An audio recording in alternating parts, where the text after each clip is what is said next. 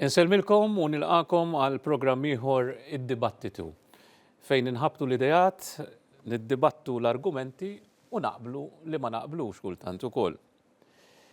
Kif tafu wara il-ġranet is-saljiem li niċċelebraw il-ġimgħa mqazza u lejt il-kbir, u mbagħad nibdew naħsbu għal festa importanti fil-kalendarju tagħna l-ewwel ta' Mejju jum il-ħaddiem. U allura kien xira illi llum propju suġġett li se nitrattaw se jkun id-drittijiet tal-ħaddiema. Biex niddibattu llum fuq naħa għandi l-Segretarju Ġenerali tal-General Workers Union, Josef Buġejja. Sellimlek Manuel. Fuq in-naħa l-oħra għandi lil Kevin Borch li hu d-Direttur Ġenerali tal-Malta Employers Association. Ħanibda bi Kevin. Ma jistax jonqos jiena li midħla ta' trade unionizmu. Intom taqblu illi trade unionizmu għadu relevanti biex jitħarsu id-drittijiet tal-ħaddiema fid-dinja tax-xogħol tal-lum u x'inhu l-vantaġġi għall-employer li jkollu union attiva fuq il-post tax-xogħol? Iva, l-ewwel nett grazzi tal-istedina Manuel. Pjaċir tiegħi. Dejjem nieħu pjaċir niddiskuti u niddibatti mal-ħabib tiegħi Josef u mat-trade unionisti kollha għax aħna bħala Malta Employers il-kontraparti tista' tgħid ta' trade unions ġo Malta. In-naħa l-oħra tal-munita biex ngħidu hekk tad-dialogu soċjali u tal-industrial relations. Il-ħaddiem kif attinti għal gwida u jekk ikollu xi problema imorant il-union u daqstant ieħor min iħaddem jekk ikollu xi problema u dejjem għad-direzzjoni ġenerali jiġi għandna. Għax teknikament intom irreġistrati bħala union U żgur. Aħna naqgħu irreġistrat kif qed tajt inti taħt id-DIER.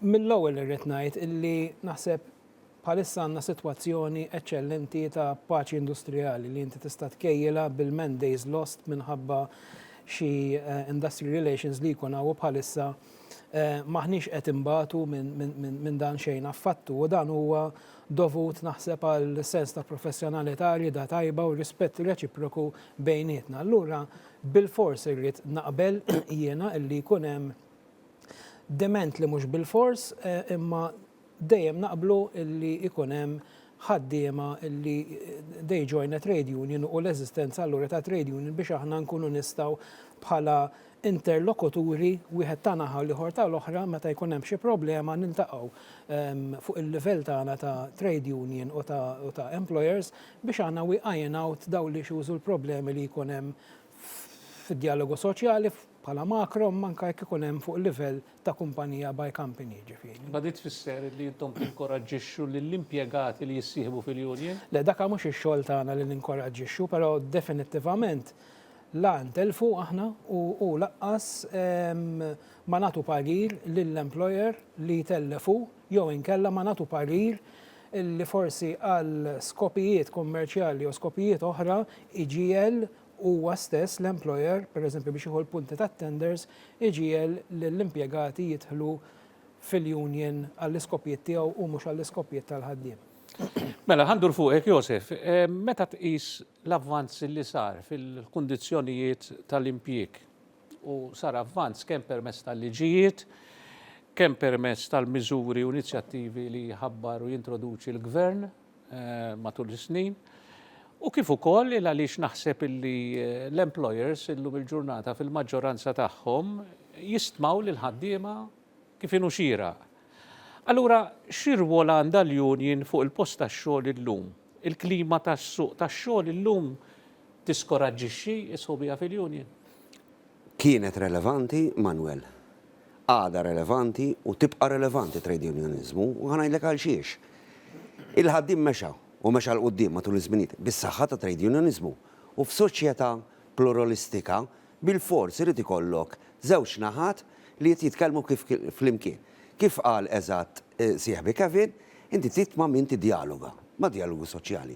U jekk taqbad ir-rwol ta' trade unionizmu matul iż-żminijiet u kif jaħdmu r-relazzjoni industrijali f'Malta, inti għandek mela ir-rwol ta' trade union f'livell azzjendali li aħna niddiskutu u nitkellmu flimkien ma' min ħaddem biex naraw kif intejbu il-kundizzjonijiet tax-xogħol, kif iżidu il-pakkett finanzjarju, kif inżidu l-flessibilità u naraw l-aspirazzjonijiet kollha tal-ħaddiema li jintleħħu għax dak huwa rwol tagħna.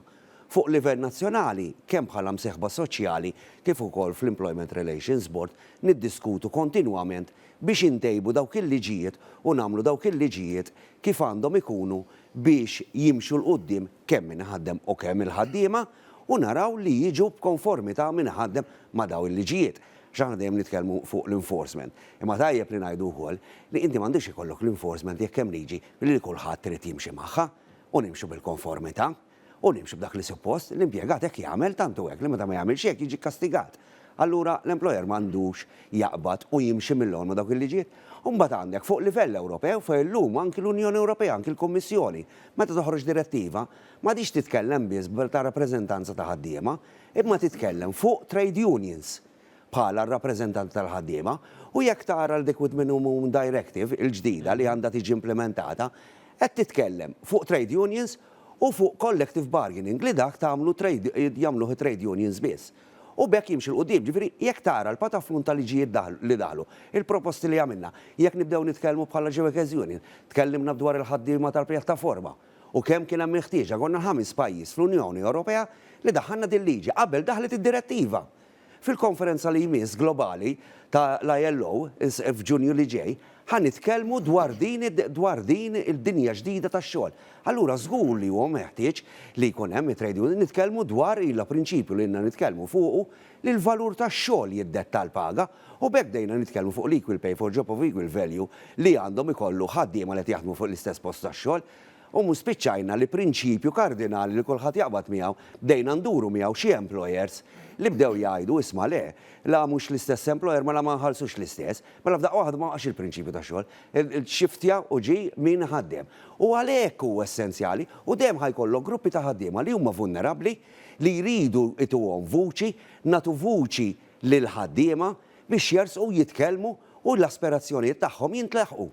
U l-aġenda tal-ħaddiema timxi l-qoddim kemm fuq skala nazzjonali, kemm fuq skala Ewropea, kemm ukoll fuq skala globali. Mela ħanieħu spunt minn dak li qed tajt inti, Kevin, bosta mill-employers jgħidu li Alla ħares ma nġibux il-ħaddiema barranin f'ċertu setturi għax inkella jistgħu jagħlqu n-negozju. Però mbagħad hemm employers oħra li jgħidu li minħabba l-ħaddiema barranin iż-żgħażagħ Maltin qed ifittxu karrieri barra minn Malta u il-kompetizzjoni fis-suq domestiku żdiedet minħabba il-beffetta tkabbir ekonomiku li għandna llum il-ġurnata fil-pajjiż. X'inhu s-sentiment eżatt ġenerali tal-membri tal-Employers Association dwar il-ħaddiema barranin? U insaqsik ukoll x'benefiċċji taħseb illi se tħalli l-implementazzjoni tal-Labour Migration Policy? Mela ħaneħdu għan biċċa.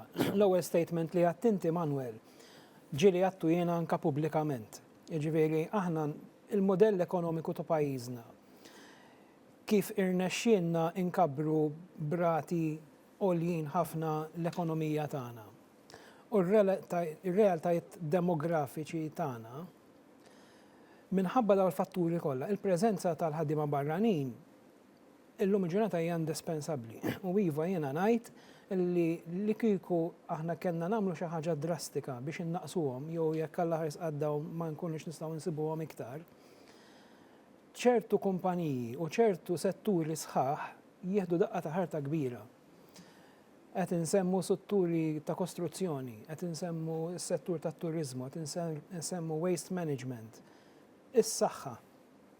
Ma nafx hekk aċċinċertajtu li tmorru fejn xi sptar jew fejn xi old people's home fil-ħin li jkun qed jinbedel ix-shift għax ħliftert country nationals massa kbira ma tarax. Jiġifieri inti tistaqsi li kieku m'hawnx il-ħaddiema barranin min qed jieħu ħsieb il-ġenituri tagħna llum jew min qed jieħu ħsieb il-morda tagħna. U għalhekk hemm bżonn il-koeżjoni soċjali għaliex qatt hawn din il-assendem illi anka bejn l-impjegati. Aħna nemmnu li din hija xi ħaġa mhux ta' min forsi jinkoraġġixxi li tiqpa' tiżdied ta' ġifieri aħna qegħdin nimportaw net 20,000 impjegat barrani fis-sena, ġifieri jekk daw joħorġu 20,000 oħra. Imma minn dak l-20,000 kemm huma bżonn jużi verament. Jiena ngħid illi huma kollha bżonn jużi għax ma ħadd minnhom qed iħares. Ġifieri fattur ieħor li rrid insemmi huwa wkoll fenomenu tal-aħħar snin, il-Maltin u żgħażagħ Maltin mhumiex qegħdin ifittxu x-xogħol hawn Malta ta' dan ix-xogħol qed jieħdu l-barranin fil-maġġoranza tagħhom. Il-Maltin li qegħdin isifru qegħdin imorru għal xi ħaġa ferm ogħla, jiġifieri speċjalizzazzjonijiet u IT u AI u mediċina affarijiet illi għaw Malta diffiċli. Ma daw għandna industrija tagħhom ukoll, ġifieri fly gaming. Għandna però mbagħad l-opportunitajiet mhux biss ta' kondizzjonijiet, ta' opportunitajiet ta' min qed jagħmel ir-riċerka ġifieri. U tajjeb li l-Maltin jagħmlu hekk u jitħarġu barra minn Malta u mbagħad jerġgħu jiġu Malta. Għaliex imbagħad jistgħu jibdew kumpaniji ġodda huma jistgħu jħarġu żgħażagħ oħra bħalhom eventwalment, ġifieri dan huwa kollu oġġett pożittiv. Saqsejtni fuq il-Labour Migration Policy. F'din is-sitwazzjoni xi ħaġa kellha ssir, aħna qabilna magħha u tajjeb li saret, jiġifieri. Għamilna aħna laqat mal-membri tagħna, kellna laqa partikolari li saret bl-internet bħala webinar, kellna l fuq minn 200 employer online illi u naħseb ksirna r-rekord ta' kemm ġbarna feedback fuq din il-policy, feedback fuq 32 recommendations kollha li kollha għaddejnihom mill-awtoritajiet u jien informat illi qed isir xi tibdil skont il-feedback li rċevew mhux minn għandna biss ovvjament minn għand kulħadd. Ġifieri ħassejtu li kien hemm bżonna di. Kien hemm bżonna, yes, kien hemm bżonna għaliex illi ikun hemm regolamentazzjoni hija importanti biex u pjanar, jiġifieri għax mingħajr pjan ma tistax timxi. U jien naħseb dik xi ħaġa li tkun ongoing. Ġifieri ma ngħidux għandna dil policy qed napplikaw issa.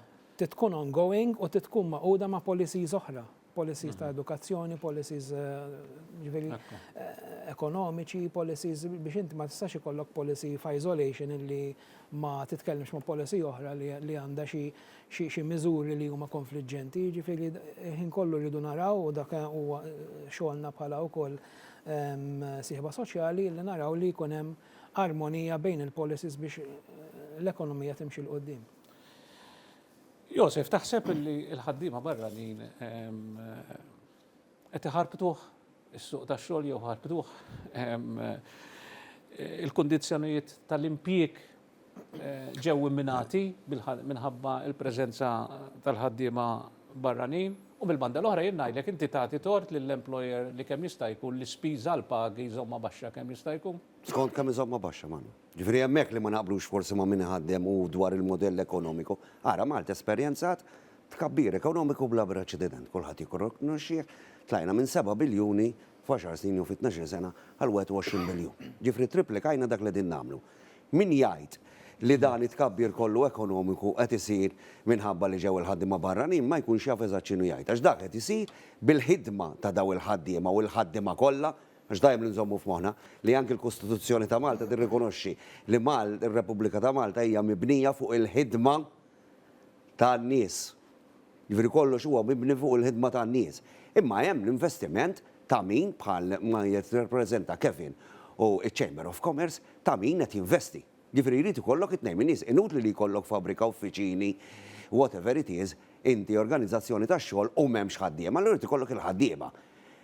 Li jien ma naqbilx huwa l-modell ekonomiku li bdejna u matul iż-żminijiet iżviluppajnih kontinwament li inti jkollok f'post tax-xogħol mhux kulħadd mal-istess employer, imma nibdew inġibu flok nimpjegaw direttament biex ma jgawdux mill-ftehim kollettiv, bdejna nġibu ħaddiema tal-kuntratt u l-ewwel qalilna x'dan mhux il-core business, għalunna li aħna rridu kull ma rridu is-security u l-cleaner dak aħna m'għandniex naqsmu. Mbagħad spiċċajna nies tal-cleaners, nies tal-offiċini, nies tas-security, nies operators, kulħadd. U llum għandna kumpaniji fejn għandhom 40% tal-workforce tagħhom li hija ħaddiema tal-kuntrattur. Bas li għandek ħafna fl-ospitalità li huma ħaddiema tal-kuntrattur. U għalhekk li bħala Workers Union sħaqna u l-gvern fl-aħħar qabel magħna u qal in-nisma tal-equal pay hija ġusta. Jekk il-valur tax-xogħol u daħlet mill-ewwel ta' jannar biex daw il-ħaddiema tal-kuntratturi issa jridu jitħallsu eżatt ma' min qed jagħmel l-istess xogħol bħalhom għax mhuwiex ġust. Il-ġimgħa rajt jien li kien hemm xi employers resu l-qorti Żgur, għax dik għalhekk tkellimt l-ewwel fuq il-konformità, ġifieri daħħalna liġi tal-platform workers, imma ma kinux qed ikollhom dak li jew dovut.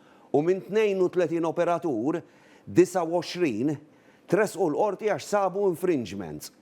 U ħafna minnhom, għax jien tlajt nixed ukoll fil-kawża, ħafna minnhom dew jammettu li iva ma tawx dak dovut lil ħaddiem. Ġifieri taw il-paga kien hemm minnhom li taw il-paga minima, u mbagħad qatawlu tal-vettura, qatawlu tal-fuel, qatawlu tal-safety clothing, liġi u mbagħad impjeg prekarju. Meta l-liġi tgħidlek li dan huwa ħaddiem, by default tajnih status ta' ħaddiem u jrid jara.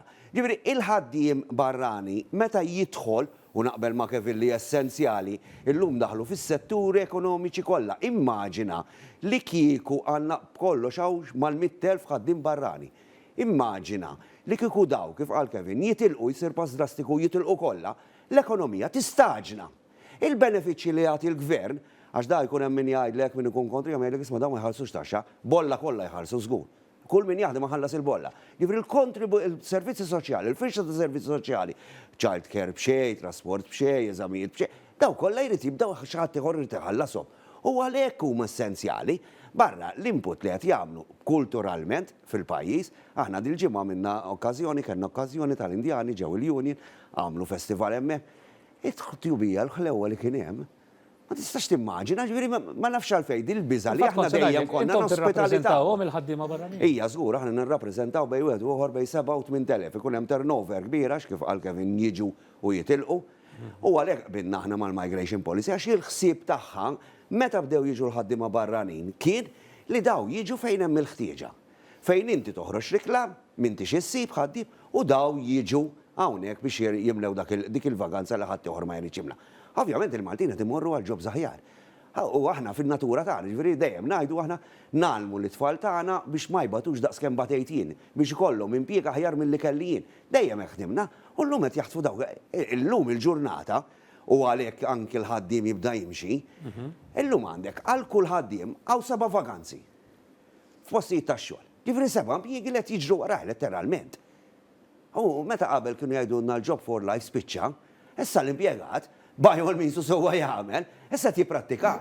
Għax jekk ma jmurant minn ħadmu ma jtex dak li għandu bżonn, imurant ħadd ieħor jgħidulu. U hekk għandu jkun. Għax is-suq huwa liberalizzat. Mela l-ħaddiem irid jara, però għandna faxex ta' ħaddiema li għadhom vulnerabbli li jridu jimxu l-qudiem ukoll.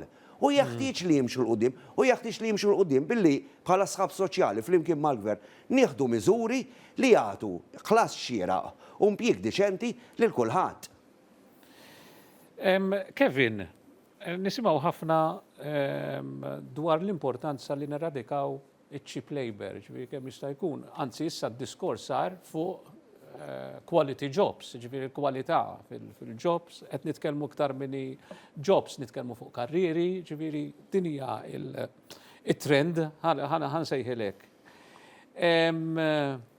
Però ħafna drabi qisna biex namlu dil-qabża fil-kwalità jrid ikun il-gvern. Issa aħna tal-old school ngħidu li l-gvern suppost huwa the role model employer. U veru hekk hu. Imma minnaħa tal-privat ma hemmx inizjattivi illi jieħu biex namlu dil-qabża fil-kwalità jew niddependu ħafna mill-gvern. Issa biex ngħidlek ftit anke ċertu miżuri li ddaħlu fil-budget u jinnaf iżjeda fil-minimum wage, is-sick leave, parental leave, l-occupational pensions, il-jobs for disabled. Isu l-gvern irid jagħti dik, ma tiġix inizjattiva mill-privat, għaliex? Ara, kważi ma tantx tista' tiġġeneralizza, ġifieri llum għandek jobs illi jiddependu fuq manodopera illi tkun ikkontrollata u ikkontrollata sew u għandek jobs oħra speċjalizzati fejn the sky is the limit. Ġifieri qed insemmu riċerka, research and innovation, fil-mediċina, fil-gaming, ġifieri għaw firxa kbira, ġifieri wieħed jista' jażel u għalhekk wieħed tajjeb li jitħarreġ biex ovvjament meta jasal biex jidħol fid-dinja tax-xogħol ikun kważi jista' jikkmanda il-pakket tiegħu jekk ikun bniedem ikkwalifikat u li bħalu għaw ftit nies. Imma biex niġi għal dak li saqsejtni inti dan jorbot kollu mal-modell ekonomiku, għax issa ħan nitkellmu sa fuq il-pajjiż għax kif poġġejt il-mistoqsija inti.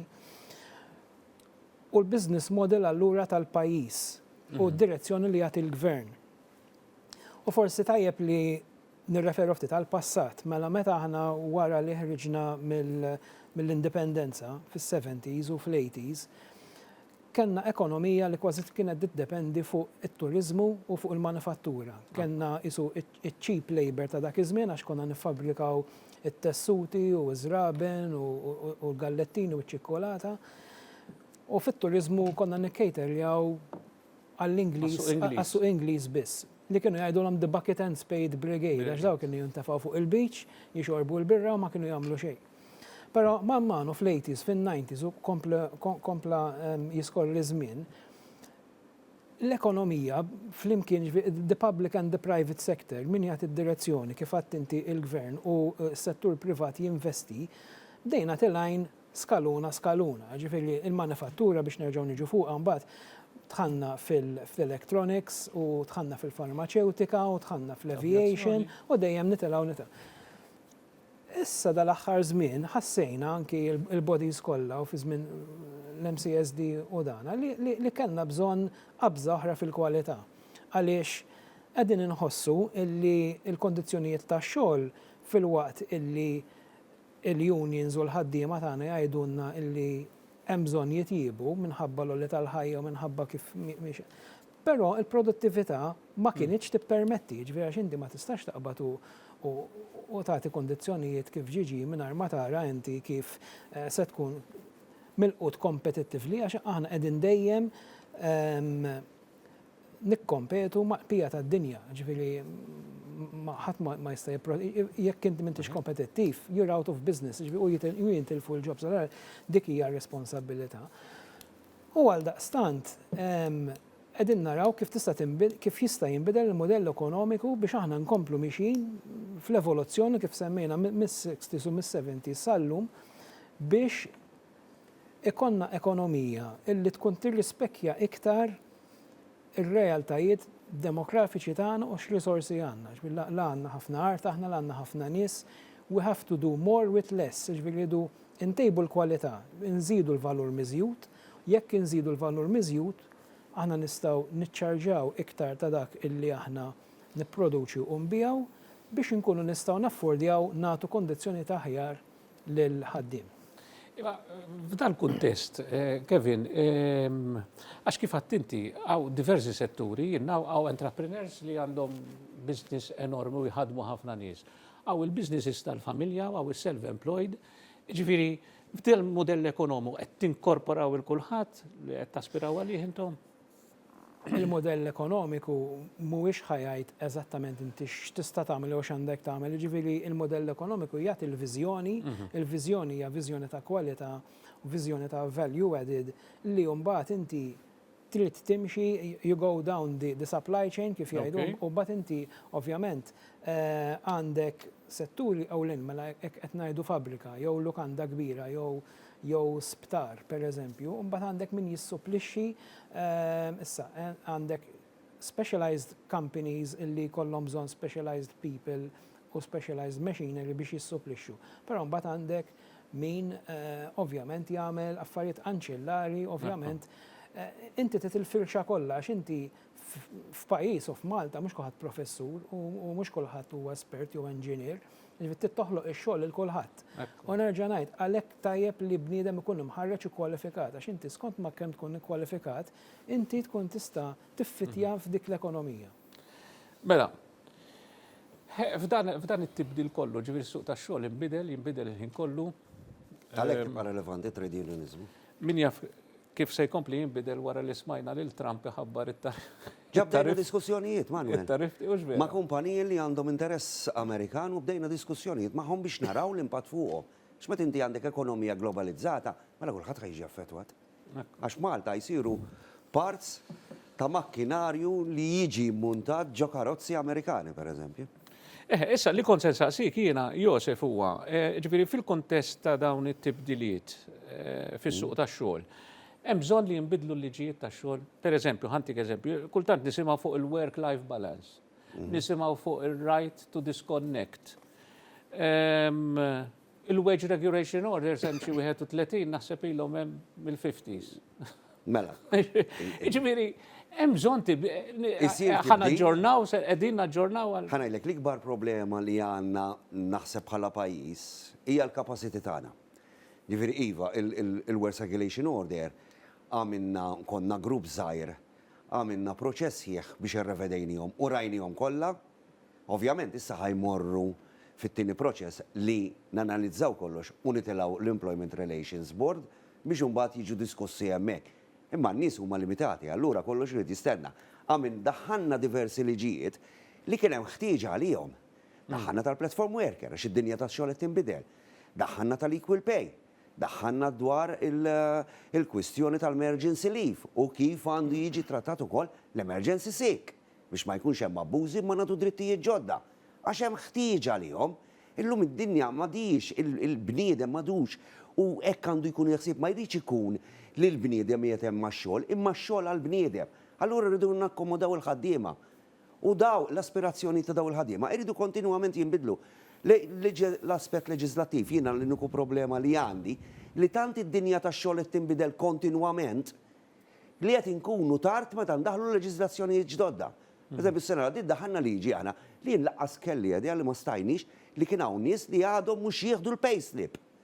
U hemmhekk fejn ma nistax naqbel ma' min ħaddem jien meta għandek postijiet ta' xogħol għadhom laqqas qed jagħtu payslip, meta l-maġġoranza assoluta jagħtu.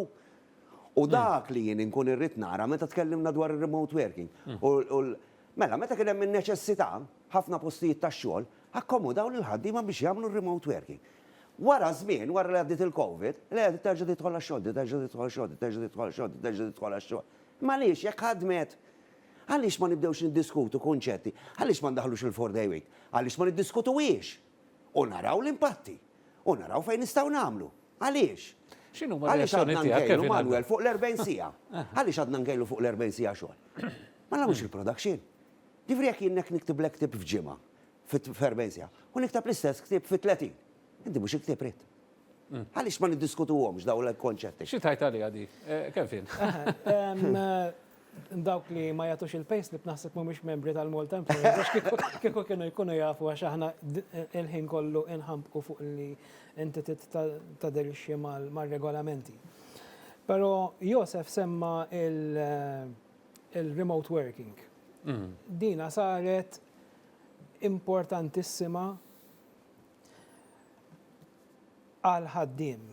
Saret ġifieri illum persuna kapaċi tibdel ix-xogħol tagħha mhux biex tiggwadanja salarju aħjar imma biex ikollha aktar flessibilità. Il-flessibilità llum minħabba responsabilitajiet ta' familja whatever tfal ġenituri saret importanti ħafna. U kif qal Josef qabel li għal kull job għaw 7 vakanzi, ir-retention hija importanti ħafna. Ġifier qasli kieku ma jridx ħafna employers ikollhom biex ngħidu hekk ibaxxu rashom biex iżommu l-ħaddiema jirranġaw u jżommu kontent dak li jkun, ituħ il-flessibilità li għandu bżonn għax inkella jitlaqlu riżorsa importanti ħafna. U meta jitlaqlek ir-riżorsa diffiċli biex terġa' issib il xi ħadd ieħor, terġa' titrejnja, jerġa' jidra, eċetera, eċetera. Issa, mhux ta' kemm tajt illi ħanati l-flessibilità u mhux ta' kemm tajt illi ħanati il-remote working għaliex il-ħiliet maniġerjali li inti timmaniġja nies illi ma jkunux fiżikament fuq il-post tax-xogħol jew il-ħin kollu fuq il-post tax-xogħol huma differenti u hemmhekk jidħlu l-ruoli tagħna illi aħna rridu inħarġu l-HR managers tagħna għaliex inti biex tikkomunika, biex timmotiva, biex tiggejġa u tevalwa l-performance tagħhom, biex iżżomm l-ispirtu tat-teamwork, l-ethics tal-kumpanija dawn meta persuna ġifieri inti tibda all with good intentions, kif anke kellna waqt il-COVID imma mbagħad tibda tara illi ċertu affarijiet qed ibatu jkollok terġa' barra mill-fatt illi hemm setturi u hemm xogħlijiet li ma jistgħux isiru remotely, ġifieri tista' tagħti reduced hours u tista' tagħti imma dawn tinkoraġġuhom intom jew l-employers jinkoraġġuhom dal-affarijiet għax fejn Fej tista' tagħmilhom għaliex m'għandniex nagħmluhom. Jiena naħseb Illum naraw pajjiżi barranin ġaddew minna di, ġifieri, illum hawn min biċċa laptop imorlek Hastings fil-ġnien u jibda jagħmel jaħdem minn hemm. dwar nomad workers. Ġifieri min jista' u Josef semma l-platform workers u l-gig workers u da kollu fejn jistaw jaħdmu iva, pero inut li jekk inti għandek fabrika, għandek shop floor, għandek restaurant, inti il-ħaddim ovvja, ġifieri ma tistax tagħtih cleaner, ma tistax inti. Ġifieri fejn jaħdmu, fejn jistgħu jsibu soluzzjonijiet u inti tippjana u li jkollok skills li inti il-produttività tiegħek u l-kompetittività tiegħek ma tbatix anzi tmur għall-aħjar x'qed iżomm ir-riżorsi. Mela allura mela le, ġifieri din hija xi ħaġa li tista' tiġi inkoraġġuta. U daw jidħlu fihom il-work orders niftakar tat-turizmu, dak kellhom ħinijiet differenti biex overtime bis-sija.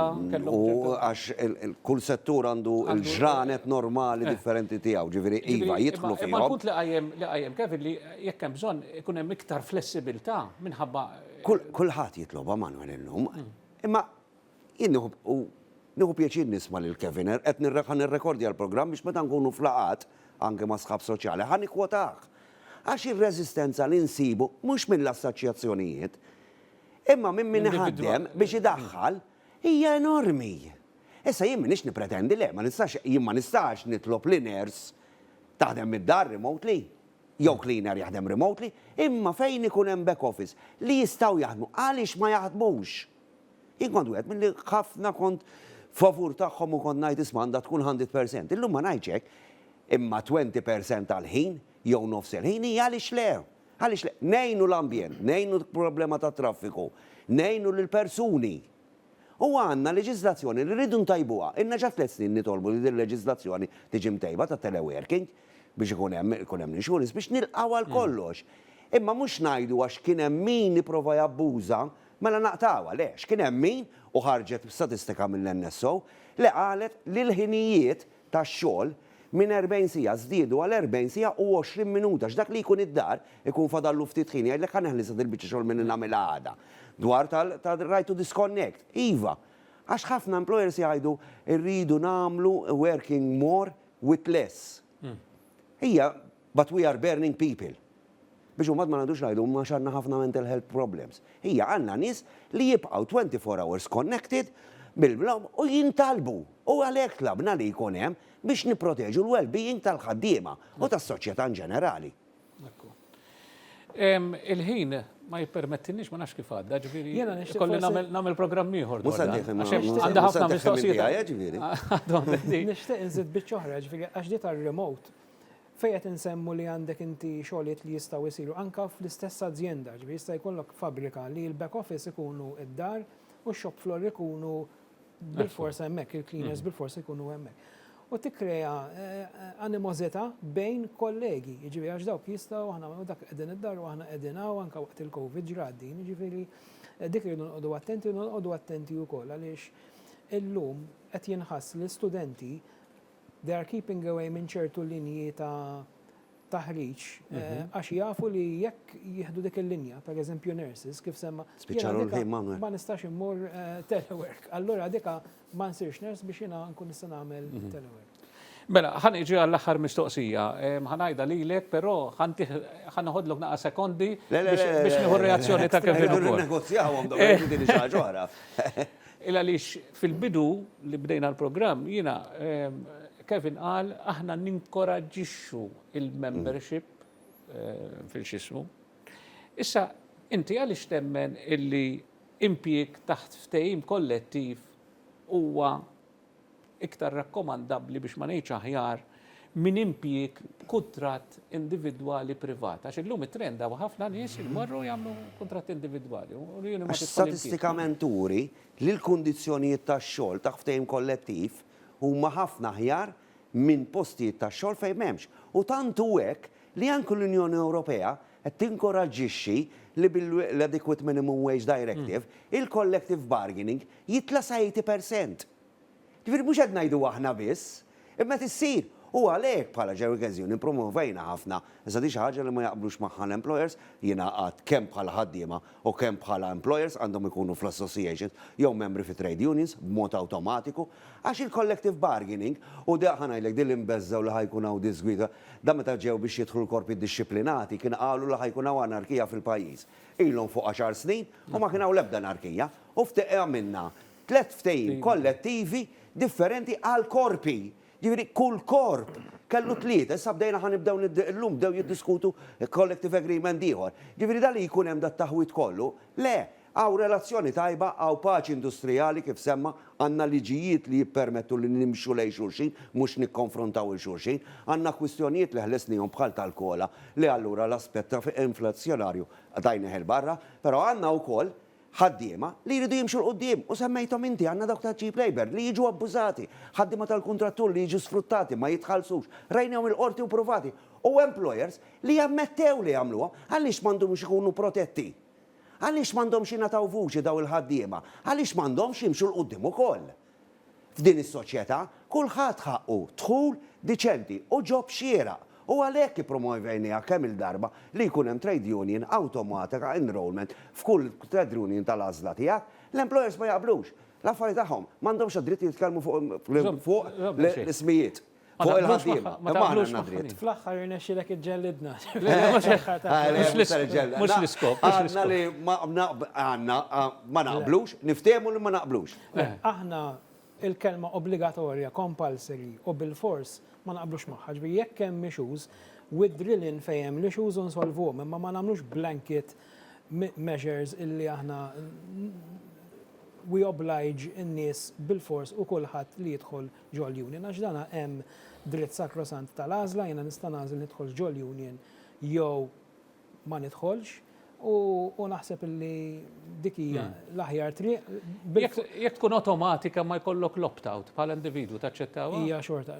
Ara, ta' bil-fors it-taxxi u l-mowt aħna ngħidu, ġifieri ma naħsibx li rridu nagħmlu taxxa fuq il-ħaddiema biex jidħlu ġojuni, ma naħsibx li dik hija il-way forward. Qas naħseb li hemm bżonna għaliex l-istatistika